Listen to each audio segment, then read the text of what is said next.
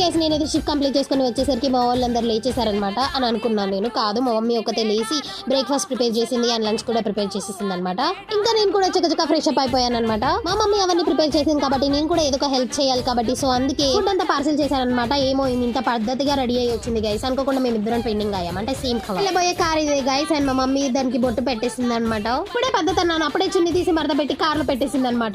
Let's go for Mahakumbh Mela of South India. అదే guys Sammakka Sarakka Jatara. Oh my God guys, మంచి చూడండి అసలు ఘోరంగా ఉంది అనమాట. అసలు మా డాడీకి ఎలా కనిపిస్తుంది, ఏం డ్రైవ్ చేస్తున్నా నాకు కూడా తెలియదు. కొంచెంసేపు అలా పడుకొని లేచేసరికి ప్లేస్ లో మా డాడీ ప్లేస్ లో మా తమ్ముడు వచ్చేసాడు అనమాట. ఫోన్ తీసి వీడియో కానీ ఫోటో తీసి మాత్రం మీకు ఇలా బిహేవ్ చేస్తాడు గైస్. అస్సలు మంచిగా ఉండడు. అలా కొంచెం మాట్లాడుకొని అలా అలా అలా అలా అలా మేడానికి కూడా వచ్చేసింది గైస్. దగ్గర వివిఐపి పాసులు ఉన్నాయి గైస్, బట్ హార్డ్ కాపీ లేదు, సాఫ్ట్ కాపీ మాత్రమే ఉంది. సో అలా చూయించుకుంటూ అయితే కార్ అయితే చాలా దగ్గరకి అయితే తీసుకెళ్లిపోయారు. కార్ పార్క్ చేసి అయితే దర్శనంకి అయితే వెళ్ళిపోతున్నాం అనమాట. ఏంటి వివిఐపి పాస్ ఉందన్నో, ఇంతగానం జనాలు ఉన్నారు ఏంటి అని అంటే వీళ్ళందరికీ వివిఐపి పాసులు ఉన్నాయి గైస్ అని మనం అనుకోవాలన్నమాట. ఎవరికి లేవు. అసలు ఉన్న వాళ్ళని నార్మల్ పీపుల్ ని అందరినీ ఒకే దారిలో పంపించేసాడు గైస్. ఉన్న లాభం లేదనమాట. అలా 1 అవర్ తర్వాత లోపలికి అయితే వెళ్ళిపోయామన్నమాట.